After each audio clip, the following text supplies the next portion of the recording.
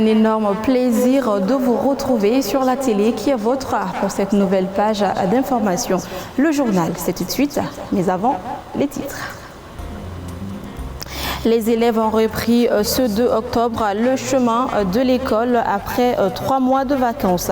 Et comme depuis plusieurs années, des centaines d'écoles restent fermées dans les régions du nord, du centre et même du sud du pays à cause de l'insécurité. Le gouvernement promet de prendre des mesures pour y remédier. Bateau, Tombouctou, Camp de Gao, de Léré, de Djoura, de Bamba et d'Acharan, les attaques terroristes se sont multipliées contre les civils et les emprises des FAMA courant le mois de septembre. En conférence de presse ce lundi, le directeur de la DIRPA a rassuré les populations par les dispositions prises par les autorités militaires et sécuritaires. Les détails, ça sera dans ce journal. Soir, zoom sur la conjonctivite. Apollo sévit à Bamako depuis plusieurs semaines. Vous allez découvrir les origines de cette infection et les moyens de l'éviter dans cette édition. Et ça sera avec Aminata Bachokone. Et voilà donc pour le sommaire.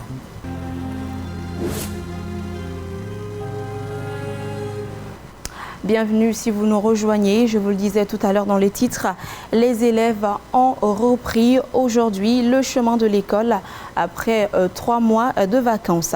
À Bamako, le Premier ministre a assisté à la leçon inaugurale au lycée Baminata Diallo. Cette rentrée intervient à un moment particulièrement difficile, marqué par la recrudescence des attaques terroristes dans les régions du nord et du centre du Mali, occasionnant la fermeture de près de 1500 écoles selon les statistiques des Nations Unies. Pour Dr Shogel Kokalamaïga, toutes les dispositions sont prises pour la réouverture des classes. Amadou Dia. Le Premier ministre sur le banc de l'école au lycée Ba Aminata Diallo, Dr Shogel Kokalamaïga, assiste à la leçon inaugurale de l'année scolaire 2023-2024. Cette année, la leçon porte sur les impacts négatifs et positifs du téléphone portable en milieu scolaire. Pour le Premier ministre, la rentrée scolaire est effective dans les zones où la situation sécuritaire le permet. Mais partout où il y a la paix, notre école commence. Il faut avoir du caractère. Notre armée aujourd'hui a besoin du soutien matériel, physique, moral, la confiance. Quand elle va rétablir l'ordre partout, les services sociaux de base vont venir. En plus de cette assurance, le gouvernement sollicite l'accompagnement et la compréhension des syndicalistes pour une année scolaire apaisée. Que les syndicats comprennent. Certaines choses vont être données à l'armée. Quand on est libre là, on revient surtout après, on va faire notre palabre dans la famille. Quand la maison brûle là, on ne demande pas qui a mis le feu. On éteint le feu d'abord. Les leaders syndicaux se disent prêts à accompagner le gouvernement, mais posent des conditions. Il revient à chacun de mettre de côté les petites considérations et accepter d'engager les dialogues, d'engager les discussions lorsque les difficultés se présentent. Je pense que c'est la seule alternative pour nous d'éviter les mouvements de grève. En tout cas, les syndicats s'inscrivent dans cette dynamique. Contrairement aux syndicats, les promotrices des écoles privées acceptent de soutenir sans condition le gouvernement, même s'ils sont aussi confrontés à des difficultés. Nous accompagnons la transition. Même si on n'est pas prêt, on a donné nos paroles pour accompagner l'État. Et on va accompagner l'État. Parce que l'école malienne est à genoux. C'est la synergie de nos efforts qui feront relever l'école malienne. Et l'avenir de nos enfants en dépend.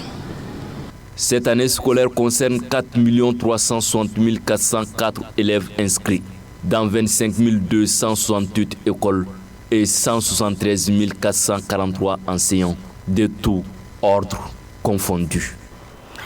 Au niveau de l'Académie d'enseignement de Mopti, plus de 100 000 élèves sont attendus pour la rentrée scolaire 2023-2024, lancée officiellement ce lundi 2 octobre 2023 par le chef de l'exécutif régional assistant à l'occasion à une leçon modèle sur l'utilisation du téléphone portable dans l'espace scolaire. Mais malheureusement, d'autres élèves qui ne sont pas minimes ne peuvent pas jouir de ce droit, car dans la région, plus de 600 écoles demeurent fermées pour raison d'insécurité. Moussa Traoré, Soumaïla Aya, depuis Mopti. Dans la région de Mopti, l'heure de la rentrée scolaire au titre de 2023-2024 a sonné au groupe scolaire de Walidé. Un jour important pour les élèves, les parents, les autorités et les partenaires de l'école. Au niveau de l'académie d'enseignement de Mopti, plus de 5 000 élèves sont attendus pour une rentrée scolaire 2023-2024. Pour l'avenir des enfants et des jeunes du Mali en général et de Mopti en particulier, les autorités sont engagées à accorder la priorité à l'éducation. Selon que rentrée scolaire 2023-2024 est une occasion pour nous de réitérer notre ferme engagement en faveur d'une bonne école, d'une bonne éducation, dans la mesure où l'éducation est le socle même du développement. Et c'est aussi, nous pensons, une bonne occasion, une excellente occasion pour complimenter le corps enseignant, l'ensemble des enseignants de la région de Mopti avec à leur tête le directeur de l'académie, pour leur dire félicitations pour leur abnégation et pour toute la contribution qu'ils font pour la formation et l'éducation de nos enfants. Et la leçon modèle, à savoir l'utilisation du téléphone ou les impacts négatifs du téléphone sur l'éducation, est très adaptée au contexte actuel. Et nous apprécions cette thématique. Des actions de concertation sont en cours entre les acteurs de l'éducation pour une rentrée scolaire réussie et pour réfléchir sur les voies et moyens et la stratégie pour les écoles fermées ou fonctionnelles. Ce matin, nous venons de procéder au lancement de la rentrée scolaire 2023-2024 dans une école fondamentale aux environs de Sévaré, une école qui avait subi des dégâts matériels suite aux attaques du 22 avril 2023 à Sévaré. Et après, nous avons pu bénéficier des appuis d'un partenaire UNICEF pour la réhabilitation des salles de classe et la dotation en table-banc. Je dirais, ce matin, je suis comblé puisque les discussions qui ont été prises ont été appliquées à la lettre. Donc, en séjour dans la circonscription de l'Académie d'enseignement de Mopti, la rentrée scolaire 2023-2024 est effective. Cette rentrée scolaire est supervisée par le chef de l'exécutif régional qui a assisté à l'occasion à une leçon modèle sur l'utilisation du téléphone portable dans l'espace scolaire. Malheureusement, on recense des milliers d'enfants qui n'auront pas la chance d'aller à l'école cette année. Encore, car dans la région, plus de 600 écoles demeurent fermées en raison de l'insécurité. Ici à Bamako, le complexe scolaire Aloukoné a également effectué sa rentrée scolaire ce lundi 2 octobre 2023. Et pour cette rentrée scolaire, les responsables du complexe rassurent les parents d'élèves du bon déroulement dès les premières heures du nouvel exercice.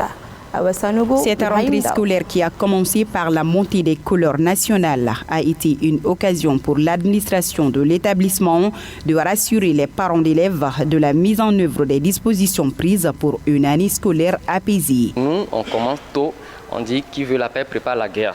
Donc on a commencé vite la pré-rentrée. Donc on a mis tout en place. Aujourd'hui nous sommes là, il n'y a aucun problème. Tout est là et les procès sont là et le cours se démarre dans de bonnes et belles conditions.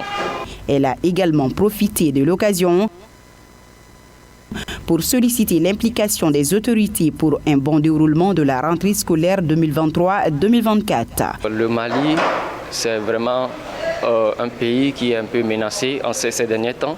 Nous tous le savons. Si le gouvernement peut trouver une solution par rapport à ça, surtout sur le plan éducatif, et puis revoir les revendications pour pouvoir satisfaire les enseignants, surtout les enseignants, pour qu'eux aussi peuvent travailler dans la paix et dans la confiance pour que l'année soit vraiment juteuse pour nous tous. Que tout le monde se donne, que tout le monde sache que la nation, c'est pour lui.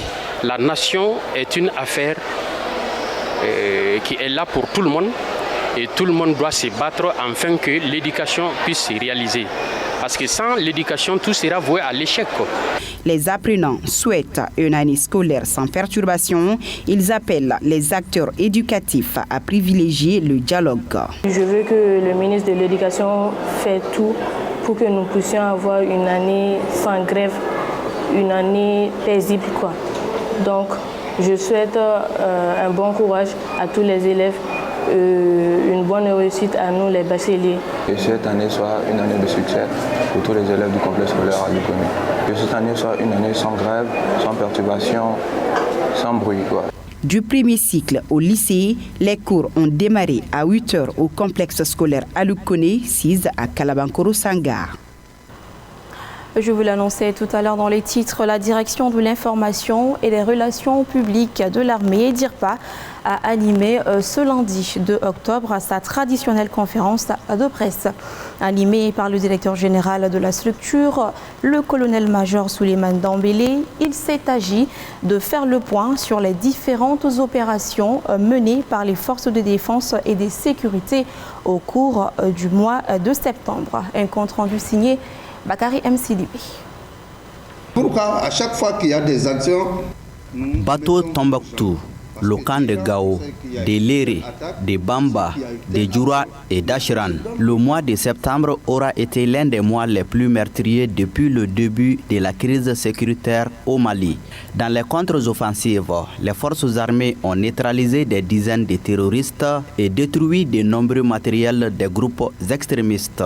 La caserne de Bourem a été attaquée, mais la répression a été tellement vivace que lorsque nous, les femmes, nous avons perdu 10 morts, nous avons perdu 10 hommes, les terroristes, en ce que nous avons vu sur le terrain, ça c'était 46 terroristes neutralisés. Ber, c'était l'épicentre des trafics de tout genre. Et à maintes reprises, ils essayent de retourner à Ber et à maintes reprises, ils sont mis KO. La reprise des hostilités intervient dans un contexte particulier pour le Mali qui a décidé du départ de certains partenaires d'appui. Le colonel-major Souleymane Dambélé rassure que les plus hautes autorités ont tout mis en place pour sécuriser les populations. Le Mali se trouve aujourd'hui dans une sorte de complot international, mais il faut qu'on ait le dos large, il faut qu'on comprenne, il faut qu'on soutienne son armée, il faut qu'on soutienne les autorités qui sont là, et tout est passager. Malgré toutes les pressions qui sont en train d'être mises sur les autorités, sur les forces armées maliennes, sur la population malienne, je pense que nous tenons. Et il faut qu'on tienne. Et il faut qu'on se donne la main. Voyez toutes ces attaques au nord, que ce soit à Léré, à Acharan, que ce soit à Djoura. Des Bambara sont morts là-bas, des Touaregs sont morts là-bas, des Arabes sont morts là-bas. Donc évitons la stigmatisation. C'est ce que l'ennemi cherche. Des questions et réponses ont permis à l'assistance de mieux cerner le contour des opérations des FAMA pendant le mois de septembre. Actualité sur un tout autre plan, précisément la santé. La ville de Bamako est actuellement confrontée à l'épidémie de la conjonctivite, appelée Apollo, une infection oculaire hautement contagieuse. Dans ce reportage, vous allez voir tout de suite, Aminata Bachokone nous explique les origines de la maladie et les astuces pour l'éviter. Suivons. Douleurs oculaires, démangeaisons incessantes et difficultés visuelles. Ce sont les peines que de nombreux Bamakois vivent depuis quelques semaines. Pour cause, l'épidémie de la conjonctivite sévit dans la capitale. Issa Kabar est l'une des victimes qui se bat contre la maladie qui par moments l'empêche de travailler. Mais aussi au quotidien c'est très difficile, il m'est très difficile de regarder les feuilles. Vous voyez mes lunettes qui sont tous noires, ça me permet au moins de faire mon travail, mais c'est très difficile parce que au cours du travail il y a tu verses des larmes involontaires, c'est normal, donc c'est vraiment difficile de travailler dans ces conditions. Les centres de santé ne désemplissent pas à cause de cette maladie. Ici, à l'Institut d'ophtalmologie tropicale d'Afrique, IOTA, les ophtalmologues confirment la présence de la conjonctivite. Dr Adama Isaka Guindo explique les origines de l'infection. Les symptômes typiques de la conjonctivite virale, c'est tout d'abord une sensation de grains de sable dans les yeux. Et au-delà de la sensation de grains de sable, il y a également ce qu'on appelle une douleur importante. L'œil peut faire mal, énormément mal, surtout dans les mouvements oculaires. Mais après cette sensation de douleur, il y a également une forte sensibilité à la lumière. C'est ce qu'on appelle en termes techniques la photophobie. Donc le malade se plaint généralement de ces trois signes. La conjonctivite est une maladie hautement contagieuse.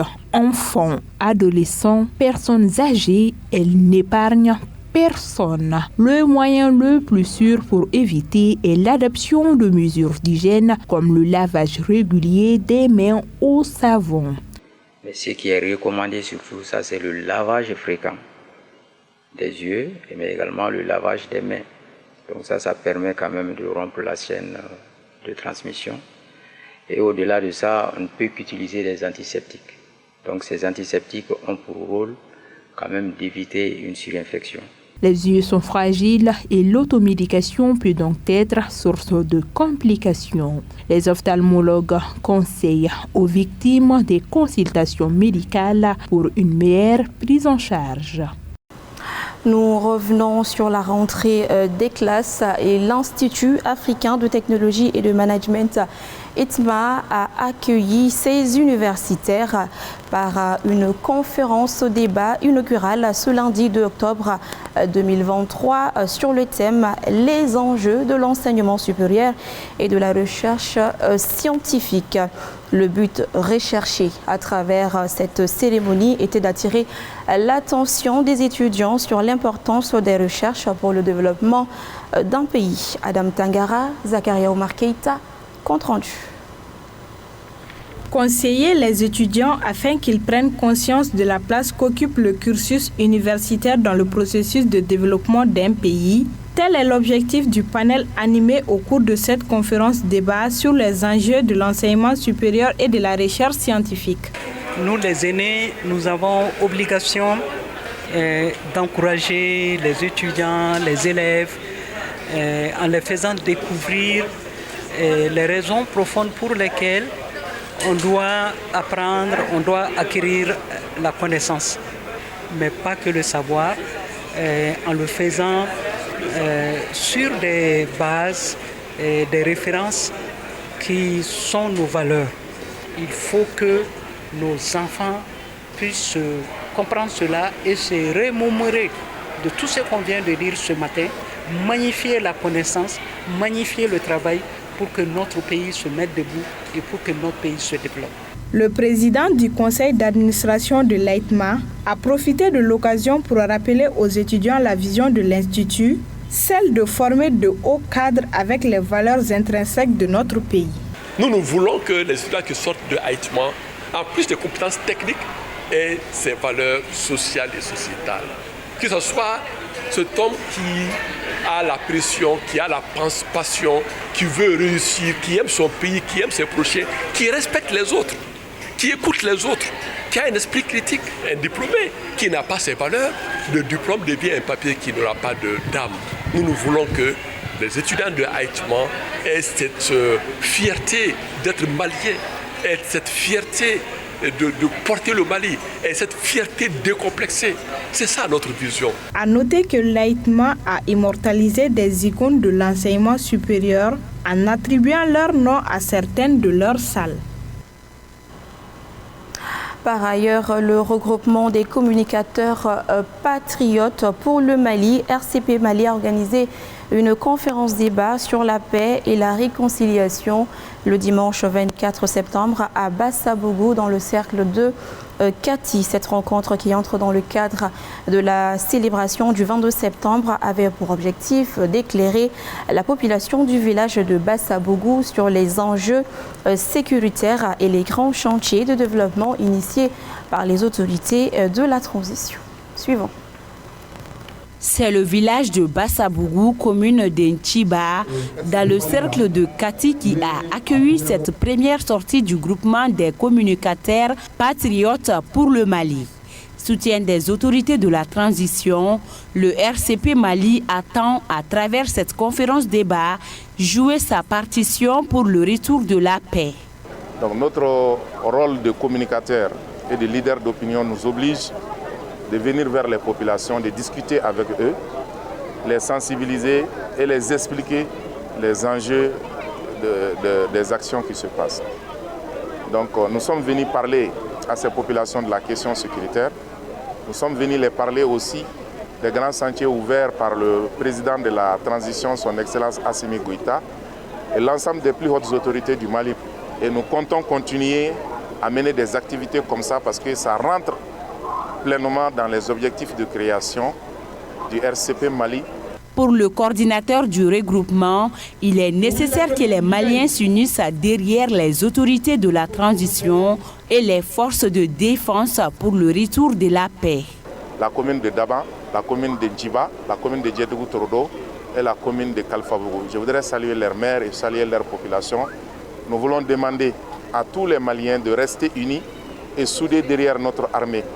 Certes, l'armée mène des combats et pendant des combats, l'armée gagne des victoires. Mais il faut reconnaître aussi que dans une guerre, même si vous avez la victoire, il y a aussi des pertes. C'est le lieu pour nous aussi de sensibiliser les populations par rapport aux menaces qui pèsent sur l'armée pour qu'ils jouent pleinement leur rôle de sentinelle auprès de l'armée pour qu'ils soutiennent pleinement leur armée. Le lancement de la Coupe intercommunautaire Faso-Nieta a mis fin aux activités de RCP Mali à Bassabougou. Parlons toujours de la célébration du 22 septembre.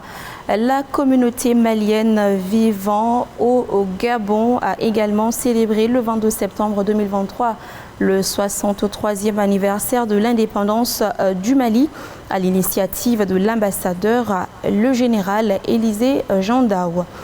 Elle a été marquée par un discours patriotique de l'ambassadeur du Mali au Gabon.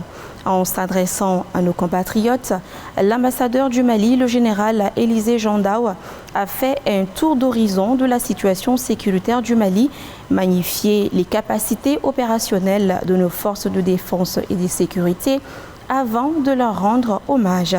Il est également revenu sur les grandes réformes en cours.